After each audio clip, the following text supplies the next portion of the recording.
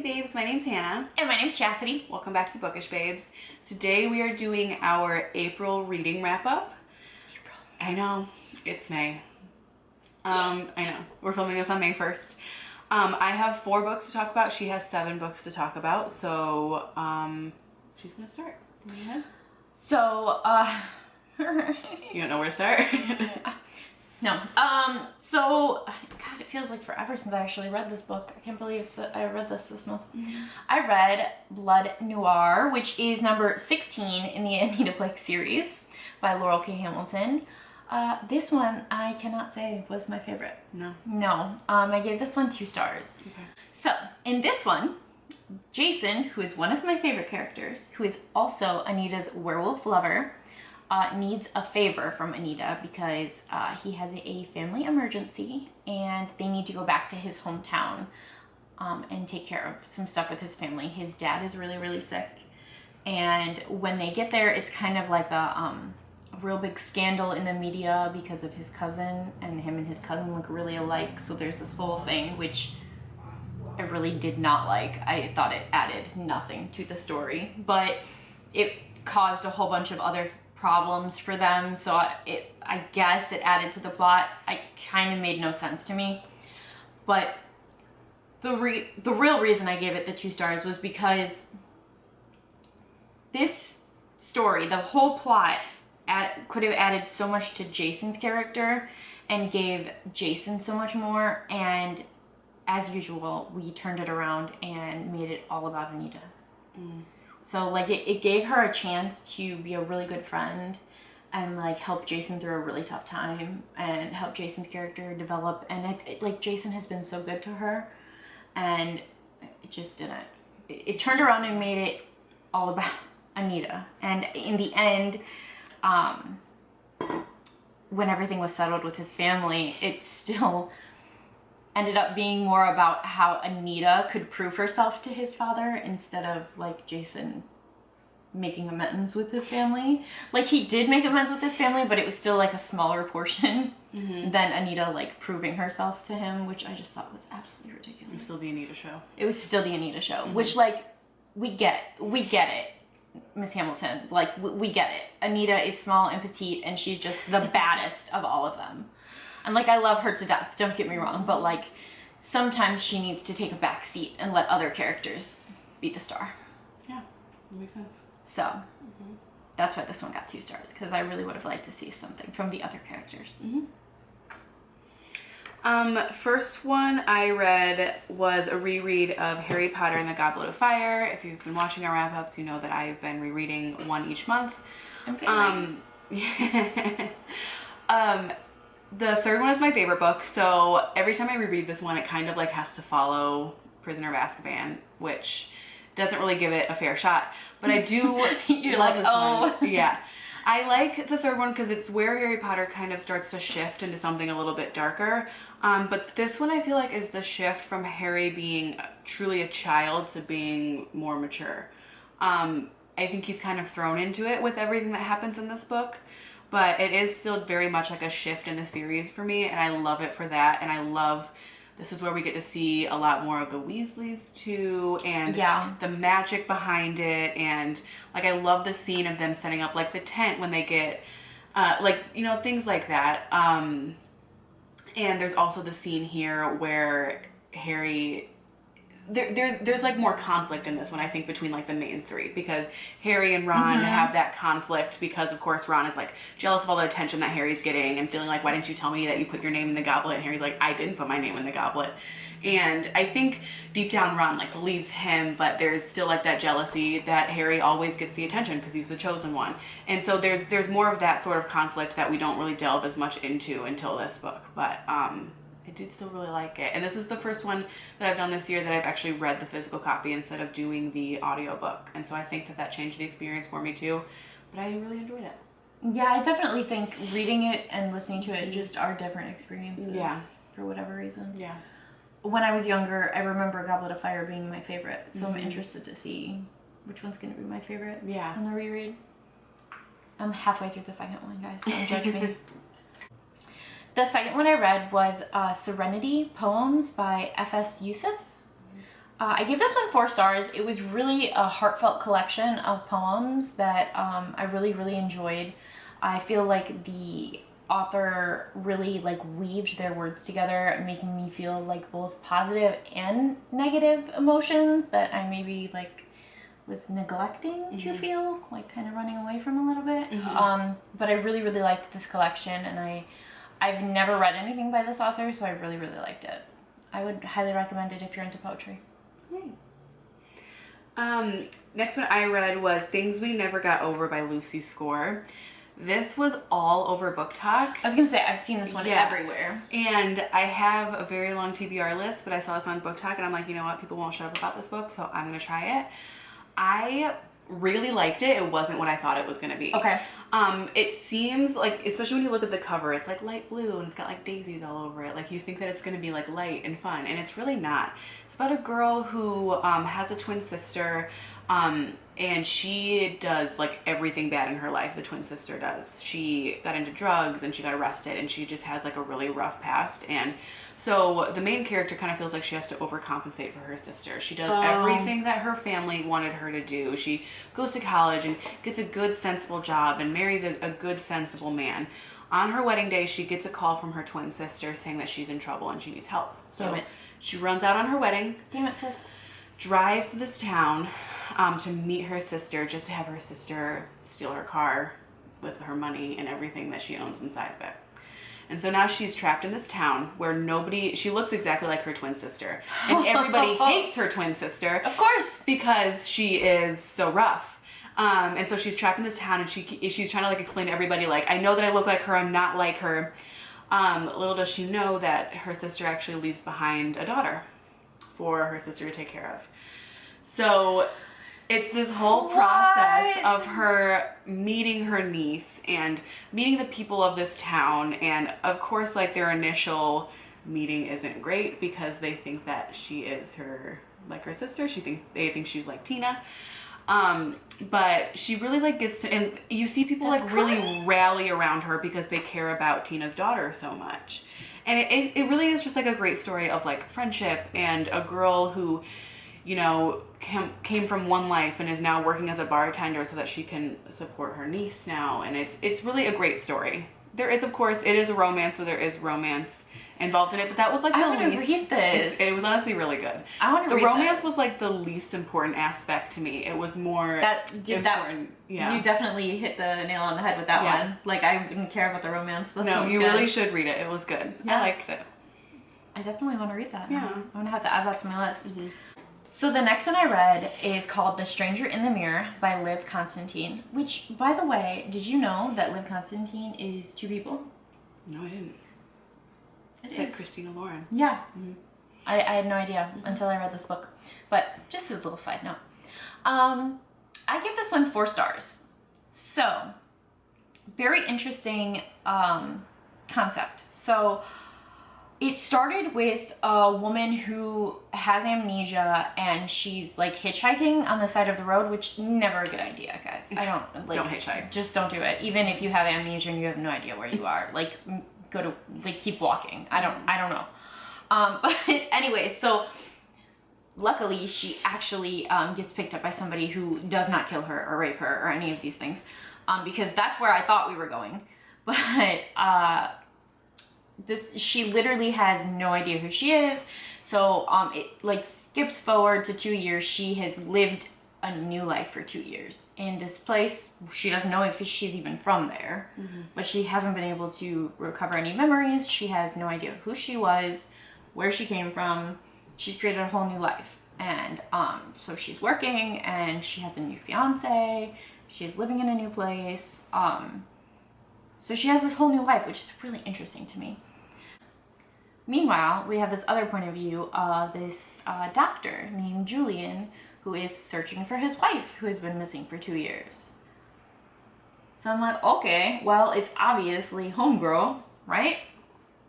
He lives in a different city, though. So I'm like, oh, clearly, this is going to connect somehow. Which it does. But it connects, like, in the middle of the book. And I'm like, okay, well, that's kind of like... that's really convenient. Yeah. And I'm really confused as to how this is going to go. Now we have another half of the book. So now I'm like, okay, well, Where are we going? And then I start to kind of feel like I am real skeptical. I'm starting to feel like I may have this figured out, and I'm a little disappointed, you know? And I did not say I was gonna like DNF because like I wanted to know how it was gonna go, but I felt really like let down, like, oh, this is where we're going with it. Then a huge plot twist came that I did not see coming, and I was really thrown off. And if I'm willing to suspend my belief here because this is fiction, I really enjoyed it. Really enjoyed it. Okay, but realistically, there's a few issues. Okay. There's a few issues. But if I'm willing to just ignore those, it was really good. You mean when you say issues, you mean like plot holes? Yes. Okay. Like there's a few, just, I have a few issues where I'm like, okay, realistically, I don't know if that would all like add up. But for the sake of fiction, that's a really good story. Really good story. So I'm willing to let it go because that's just a really good story. So that's why I gave it 4 stars instead of 5, because I'm like, well, there are plot holes. There are a few plot holes, yeah, but 4 stars because I really did enjoy it. It was good. And for the fact that you got me, because like I was really, you're like, all right, fair. I'm like, okay, well, I think I know how this is gonna go. And then, okay, I did not see that coming. So you got me. You got me. Yeah. Fair. Next one I read was Wish You Were Here by Renee Carlino. I love Renee Carlino. Anytime I read one of hers, I like really enjoy it. This is one that I obviously hadn't read by her before. I picked it up though. I waited a while because it kind of got lower reviews than the other 2 by her that I really liked. Okay. You know me, like if it has a bad review, I kind of usually You won't pick it up. are definitely a stickler with reviews, yes. And this proved me wrong, like so many do, because I really loved it. It's about like this girl who's at this point where she's kind of like lost in her life, which I know sounds really cheesy, but you know, she's working at like a little diner, which is really just not going along with the goals that she has in her life, but she feels like very stuck because it's what's comfortable and it's what's familiar and it's what she feels like she can do at this moment. Of course. And then she meets this guy that like kind of turns her whole belief system upside down. They have like this great night together. He's an artist and he really like inspires her to be like, wow, like this isn't, you know, I'm not living a life that's conducive with my goals. And then he vanishes. Like they don't speak again for a while. Well, that's and it really kind rude. of forces her to like question her whole belief system though. And then you see her kind of go from there where she like obviously can't forget about this guy. And so she actually starts taking risks that she wouldn't have before. And I love like, that. I know. Because and she does like if they end up like tracking each other down and like they get their story too. But more importantly, she takes risks that she wouldn't have before she met I him. love that. And so I don't want to say much more about the story because they have an ending, and I don't even want to say that it's like a super happy book, but it was an important book to read, I think. I like that. Need a pen. I know. Wish you were here. I mean, I always want to read her stuff, but I think I need to read that one. You need to read Before We Were Strangers first. I have that one. Yeah. I have that one autographed. I think I might have this one too. I won a bundle of autographed copies of her books from a Colleen Hoover live stream. Oh, okay. Yeah, if you are ever thinking like, oh, I just want to pick up a book and read it like on vacation or something, Renee Carlino is always the one that I would recommend. Because I feel like it's good for a lot of people. It's got romance in it, but it's not super romance heavy if that's like not your thing. Have you read After the Rain? No. That was my first one by her. Mm-hmm. It's not my favorite, but it was the first one by her, and I still adore it. It's just such I swear on this life that was her best book. I haven't even read all her books, but I swear on this life. That swear on this life. Okay, so the next one that I read was The Golden Couple by Greer Hendricks and Sarah Peckman. Maybe? Never know how to say that name. So this one I thought was really intriguing. I really loved Avery. She was their therapist. She was like a couples counselor. She was very eccentric. She actually lost her license the previous year, and she was like running her own kind of therapy counseling session. It was like a certain step program, and she was very non-traditional is very interesting. Very, very interesting. This was one of those books where I did not trust a single character. I was questioning everybody. I was like, I don't believe you. I don't know what you're doing. Like, I don't trust you. I don't trust you. What are you doing over there? Yeah. Because that doesn't seem right. And yet I was still wrong. Questioned everybody and was still wrong. So this, I was like, but it was really, really good. And I do have to say, towards the end of the book, Avery, the very eccentric therapist who, like I said, I didn't trust, I started to believe that she may be the only sane one in the book. So it was really, really good. But I did feel like the ending was a little bit rushed. So it was the only reason that it got 4 stars from me. Other than that, a fantastic read. Yeah. I really, really enjoyed it. You should check it out. Yeah. Yeah. Just read it too. Did you like it too? Very last one that I read was An Honest Lie by Taryn Fisher. That one came out in April. I'm sure that anybody who's watched any of our videos before is like so tired of us talking about Taryn Fisher, but we won't stop.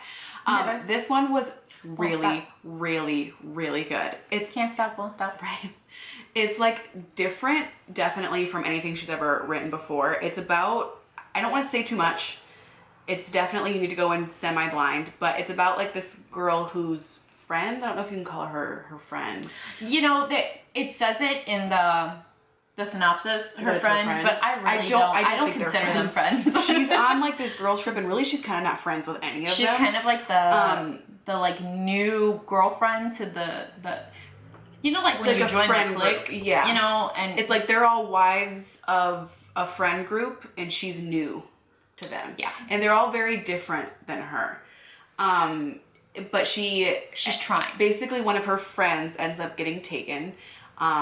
And she gets like some threatening text from her phone, and she immediately knows who's behind it. And so she knows it's her fault. Yes, and she knows that like she's the one that they're after, really, and they're just kind of using this friend to get to her. But then we kind of go through her whole past leading up to this to see why somebody is after her. And I think I had said this about the book, but the past is my favorite part. 100%. It goes back and forth between the past and the present, and I do sometimes feel like I was rushing through the present chapters to get to the next past chapter because it was so interesting. I don't want to go into like what it's actually about because I think that that's part of the fun of it. I think you gotta go in blind. But it's so messed up. Her past, so messed up, and it's like a trope that I haven't seen before personally. I read a review where somebody said like he was kind of over that trope, but I've never seen it. I've never read a book like this. I haven't either. And like if you have read this book and you know of other books like this, please link it, okay? Because I want to read it. I think we'll probably do a book babble on it because I have thoughts that I want to talk about, but I don't want to talk about it in this wrap up in case you haven't read it and you plan to, because I don't want to spoil anything. I agree. I think it's definitely one that deserves a book babble. I will say it's not like a typical thriller in the sense that you're like, oh my god, who is that? Who's behind? You always know who's behind it, but it doesn't make it any less interesting. You definitely want to get to the point where her past and her present collide, because that you just don't know what's gonna happen. You're interested to see how she reacts to that. It's all like, you just don't know what it's gonna build up to. Yeah. But you do kind of always know who's behind it. So this is actually one of the few books that Taryn has written where the main character is actually likable. I think she does that on purpose. She writes very like complicated main characters, but I really liked the main character. She is very selfless and very smart, and you see what she has went through that got her to that point. And I actually really enjoyed reading through her head. I related so hard to Rainy. I wanted to watch her just fucking burn it all down. I know. Just burn it all down. And to me, I felt like she still was holding back. I do too, and you have a lot of anger for the people who made her feel like she had to hold back. I know. You know what I mean? Yeah, I still feel like she was holding back. Yeah. I feel like she could have fucked some more people up, man. I know. I feel like we're being super vague, but I really don't want to spoil it for anybody, but I really recommend it. Yeah. I definitely think it's going to need a Bookish Babes, because yes. I have a lot of thoughts on it. I have things highlighted, dog-eared, marked. Yeah, we need to talk about it. Me too. The next one I read was The Sentence by Louise Erdrich. This book, The Sentence, was everything a bookseller could ask for. It was a love letter to booksellers, essentially. I loved this book so much. Yeah. It did. Okay. It started out with like totally not something I thought it was gonna be. Mm-hmm. And then like she works in a bookstore. And it was a day-to-day life of a bookseller. Mm-hmm. And the customers that you have and the interactions you have and how important you are to the people in the community. And even more, it went through the shutdown of COVID. Oh, wow. Okay. So that's a unique experience. It was such a, like, there's only, you know, I felt this book because I went through it. It was so close to my heart because I was like, you know, I was seeing this through my own eyes. It was a love letter to booksellers. Cute. I loved it so much. But also, it, you know, it talked about a lot of different issues, you know, because it went through the COVID shutdown. So we're talking about the pandemic. We're talking about, you know, Black Lives Matter. We're talking about, you know, everything. It is told from the main character's perspective, who is an Indigenous woman. Oh, okay. So small business, how it's affected small businesses. I mean, this book was just beautiful and it just sparked everything in my soul, and it just covered so many different issues, and I loved it so much. It was so good. That's so cute. It's so good. I would highly recommend it to you. The next one I have is Apples Never Fall by Leanne Moriarty? Moriarty. Why can't I say that? Moriarty. There you go. Whatever she just said. I can't say it, apparently. So this was the first one that I read by her, and I really, really enjoyed her writing style. This one covered a family, and it was told from two different timelines. So we have the parents, like, and how they met and their love story, and then we also have, like, in today's present where they have their children and their children are grown up. And we get to this point where the mother, they all realize, there's 4 adult children and the father, and they all realize that Mom's missing. Nobody has spoken to Mom in 11 days. Like, how do y'all not notice? Your mother and your wife are missing. But, like, Dad knew, but Dad just wasn't concerned. So anyways, so they report her missing, and then it goes into this whole backstory, and we've got, like, you know, like I said, how they fell in love and their whole backstory, and then, you know, like, we're in with the kids being grown up but still past, like the 11 days prior, and building up to her going missing. Okay. There's also this one girl, her name's Savannah. She's this stranger that's been staying in Mom and Dad's house that just showed up on their doorstep. Okay. That's odd. And then she goes missing? Yeah. And then Mom goes missing. Yeah. That's odd, guys. No one looked into red this. Flag. Yeah. No one looked into this. Okay. So, there's obviously this whole mystery underlying plot here. And I'm like, okay, I think... But you feel like you solved it because of the girl. I'm like, I think it has something to do with Savannah, guys. With the random girl that showed up at your doorstep before she went missing. Right. So that's what I'm thinking this entire time. Yeah. And then as it goes on, I'm like, oh, I think it might have something to do with the dad, too. So, you know, I'm starting to try to figure out this plot. And I really did enjoy it. I loved the characters. I really enjoyed, like, the kids and the stories of, like, them just alone and their like spouses and like their stories alone. And then we get towards the end and the plot twist. So it wasn't anybody that you were suspecting. It was, I don't want to say anything because it was such a different plot twist. I have to just say it was absolutely refreshing. With the books that I have read lately and so many other, like, books out there right now, it was definitely just a nice, refreshing read. I just really enjoyed the end. Cute. Yeah, it was just like a nice little palate cleanse. Yeah. So I really liked it. Mm-hmm. Yep, absolutely, really liked it. I think I gave it, let me double check. I gave it 4 stars. I did a lot of 4 stars this month. I don't know. That's good. Yeah. 4 stars is good for me. Yeah. I'm very picky with my 5 stars. And then the very last one I read was 1922 by Stephen King. I want to read that one so bad. So this one was gritty. It was gritty and it was disturbing and it was tragic. And it left my mind reeling. I have to say my favorite part of it was probably the very last page. The very last page was an article. Oh, okay. It was just an article and it made me question so much. And I was like, damn you, Stephen King. I don't even know what the hell just happened. I read that whole story and you're gonna leave me with that article and I don't know what the hell just happened. Because he doesn't write short books. No, that was a short big one. ass book. Oh, it was? It was a short one. Okay. It was a short one. It was a tiny little guy. Oh, it was? Yeah. It was like a novella? Yeah, okay. 1922, not 11/22/63. That's what you're thinking of. That's a big boy. Yeah. I've read that one. This one was, yeah. This one was just, and my heart broke for the son. Mm-hmm.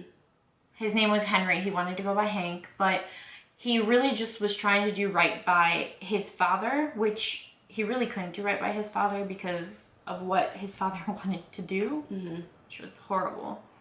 And in doing right by his father and then doing right by his girlfriend, all he was doing wrongs, which just led him down this terrible dark path, which just ruined him. Yeah. And his father. Just ruined everybody. Yeah. All over, wait, you don't even know, all over some damn farmland. That's the best, over some farmland. That nobody got. A show or something about that book? Or a movie? I think they might have. I think it's on Hulu. I think they might have. Yeah. But, yeah, so that's what I read. Nice. That's what she read. And seriously, if you guys read An Honest Lie and you know anything like it, please link it down below because I want to read other books like it. So. And read a Renee Carlino book. And read a Renee Carlino book. So that's our tips for this month. You're welcome. Comment down below, hit that like button, subscribe, and make sure you hit that notification bell so you know when we post next. Bye. Bye.